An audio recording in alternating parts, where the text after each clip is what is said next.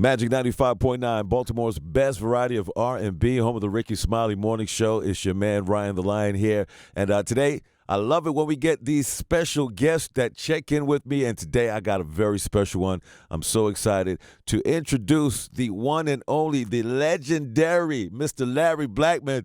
Cameo, what's going on? LB, how are you, man? Much, man. Thank you, Ryan. Man, it's a pleasure to be here with you. And Baltimore is one of our favorite cities. That's real Cameo country, man. Yes, Chocolate sir. City all the way. Yes, sir. And, I'm glad that we're able to chop it up with you because, I've been talking about the show a lot, giving away some tickets, and people are extremely excited about you coming to town. Very excited, man. That is wonderful. It's a pleasure. We're looking forward to it ourselves. Definitely. And, it's going to be Thanksgiving weekend. How do you spend Thanksgiving, man? Are you a big... I spell it turkey. I'll be bringing my own turkey to make sure I celebrate this Thanksgiving with Baltimore. Awesome. Man, I'm looking so forward to it. Oh, man, it's going to be a great time. Now, the show's November 26th at the Lyric, and a lot of people are waiting to hear all those classic Cameo songs. But I want to take it back a little bit just for nostalgia and history and the fact that I got this legend on the phone with me, man. So please, can we take it back to the beginning of Cameo? And I just learned that you were a student of Juilliard, which I didn't know. So music has been a thing for you for a very long time, from young. All my life, man. Most of my life, let's put it that way. Right. So when you were starting Cameo, you starting the band, who was the first person you asked to join? Oh, my goodness gracious.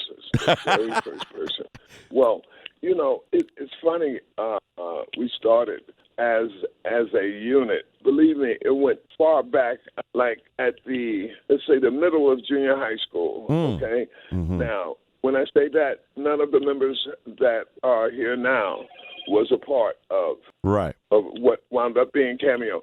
But and as we acquired more and more members, it's amazing, man. I mean, the first person that I would say would be Gregory Johnson. He was with me from a little past, and finishing junior high school, and then in high school we tried to keep the band together. It was called Good Night.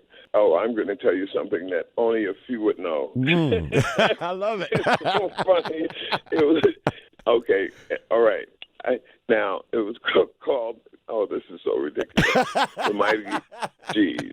Okay. Now that's like it's not well known. It's exclusive. I love it. Okay. They remember that. Okay. And then it moved from that to East Coast. Mm-hmm. Okay. And I discovered Gwen Guthrie. At the time, she was a part of East Coast.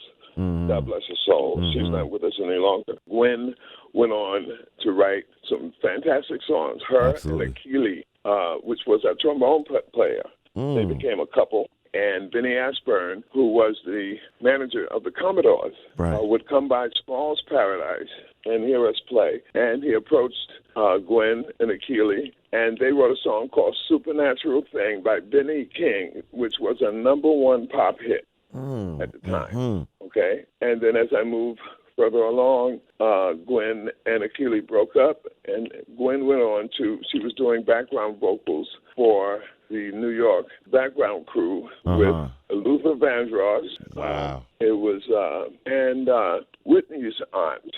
And it went on from there. And then Gwen made her deal at Polygram and did a solo project. And you remember that song? Ain't nothing going on but the rent. That's right. I thought that was such a slick song. Oh, man, absolutely. Gwen was such a sweetie and so talented. She reminded me of Aretha so much. Gwen was a natural, from East Orange, New Jersey, which Akili was from at the same time. And she went on she did background vocals for some fantastic commercials and other, things that background vocalists do. Right. And I think the last gig we did together was in Canada. Trois-Rivières, Canada. It was about an hour from Montreal. And at that time, after we finished that date, we sort of did our own thing. Then I formed the New York City Players. Okay? Right. And we toured the East Coast and some of the Midwest. Okay? Right.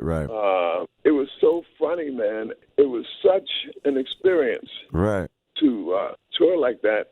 And we made a deal with Casablanca Records, which was run by Neil Bogart and Cecil Holmes. And Neil formed Chocolate City Records on behalf of Cecil Holmes, and that was his company. Right. Okay, and we had our first album, Cardiac Arrest. Okay, with a crazy cover. Right.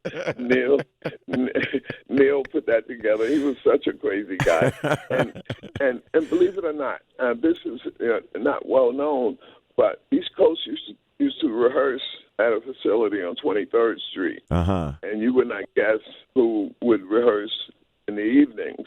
Who was that? Or record. It was a band called Kiss. Okay, that's absolutely correct. Wow.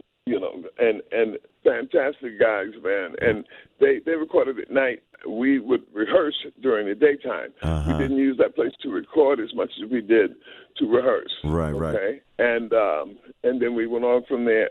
I started sort of backwards, but and East Coast went on. We recorded a record for, I believe it's ABC Records. Didn't do too well, but that's okay. That's a part of the development. Right. That's part of and this. That's how it works with music.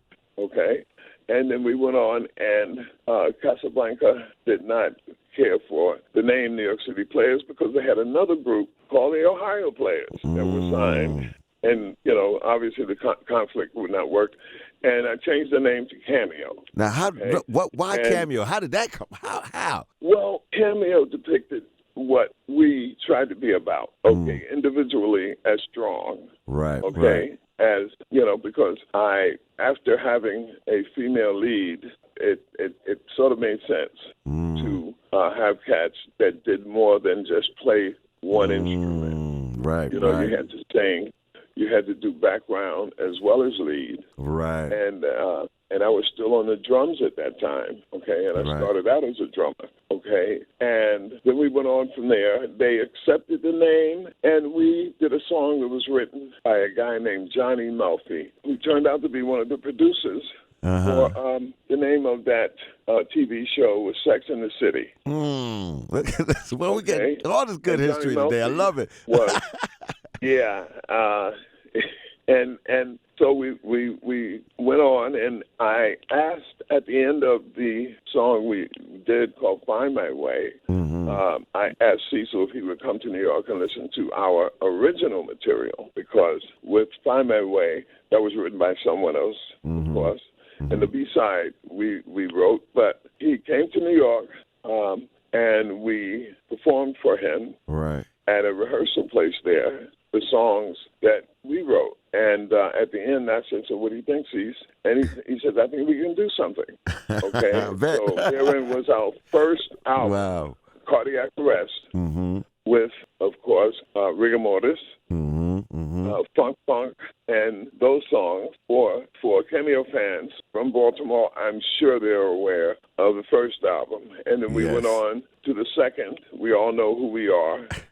And every song, every album from that point went gold. Okay? Man. So started the career of Cameo. Man, amazing, man. And you've been now musically around 3-4 decades now, man. And that's tremendous. Absolutely tremendous. Yes, it is. Absolutely. When I sit to think about it, it's unbelievable. Right. It really is.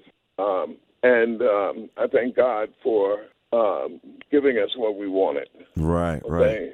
Right. And we're still, we just did not want to be pigeonholed into, a disco act or straight R&B or whatever.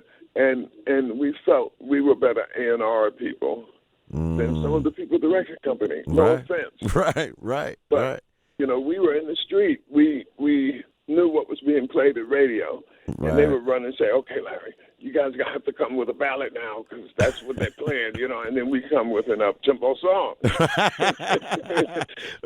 And it worked.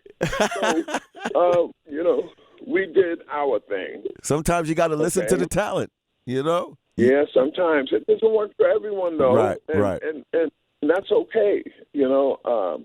We were in it to win it. Man, and I'm so glad you are because you have given us, again, some decades of great music, timeless music. And, I mean, we're talking 70s, 80s, 90s.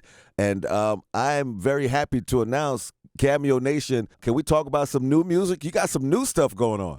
Yeah. Yes, indeed. And we try to release it at the most opportune time, right? Okay, seasonally. But what we didn't want to be was a machine, okay? But at that time we were working like, you know, oh my God, 300 days a year. Unbelievable. I mean, so we couldn't afford not to have music that people enjoy. Right. You know? Right. And as the only thing that's consistent in this business is change. Sure. Ain't that the truth, right? And that's the way it is every day. And, you know, as long as we bring to the stage what it is we do and what we have done recording-wise, then we're satisfied with that. Right. Okay? Nothing stays the same forever. Ain't that the truth? We're so grateful that we've had the experience we've had. Man. Okay? And we enjoy doing live music as much as we do recording. And we look forward to seeing you Thanksgiving weekend live, in person, on stage, doing it the Cameo way. We cannot wait to celebrate and party with you, LB. You know what? I know people are extremely excited about the show. They call me every day. Do I have tickets? Do I have tickets? Well, today I do have some tickets to hook somebody up with. I think we should hook somebody up, LB. Let's do it. Let's do it. Let's do it. You know what? If you're trying to go see the legendary Cameo in town, Baltimore, November 26th at the Lyric, give us a call right now, 410-481-9590. We're looking for caller number 9. Good luck. Hey, LB, I just want to say thank you for taking a few moments, man, and chopping it up with us. We absolutely cannot wait for you to come to town and do what you do. So I absolutely appreciate you, brother. Thank you, man. Oh, man, it's been a pleasure. I've enjoyed it. Thank you very much. Take care.